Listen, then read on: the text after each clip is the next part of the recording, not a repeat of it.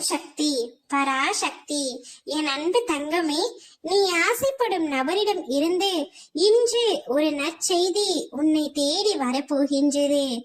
நீ விரும்பிய நபரை உன் மனதில் நினைத்து கொண்டு இப்பொழுது பிரிவினால் தவித்துக் கொண்டிருக்கின்றாய்.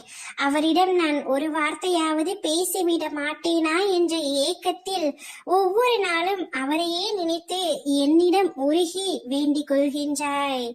என் தங்கமே, உன்னுடைய கண்ணீரை கண்டும் நான் இத்தனை நாட்களாக மௌனமாக இருந்து கொண்டிருக்கின்றேன் என்று நினைக்கின்றாய். நான் மௌனமாக இருப்பதற்கும் சில காரணங்கள் இருக்கின்றன தங்கமே.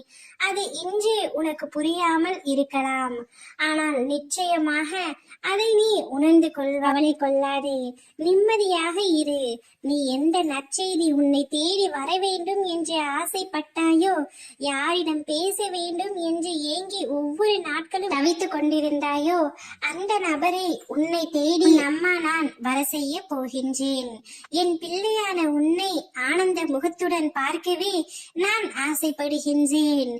நீ அழுதது அனைத்தும் போதும் தங்கமே. இன்றோடு உன்னுடைய கஷ்டங்கள் அனைத்தும் முடிந்து நீ சந்தோஷப்படும்படியான நிகழ்வு மட்டுமே இனி உன்னுடைய வாழ்க்கையில் அரங்கேற போகின்றது.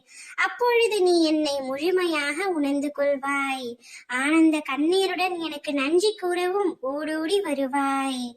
நிம்மதியாக இரு. உன்னுடைய நிம்மதியில் தான் உன் அம்மா எனது சந்தோஷம் இருக்கின்றது. நீ எந்த நபரை நினைத்து எந்த நபரிடம் பேச வேண்டும் என்று மனதார ஆசைப்பட்டாயோ, அந்த நபரை உன்னை தேடி வர செய்கின்றேன்.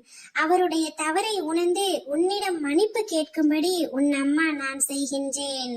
அவர் மூலமாகவே ஒரு நல்ல செய்தியை உனக்கு நான் கொண்டு வருகின்றேன். ஓம் சக்தி, பராசக்தி.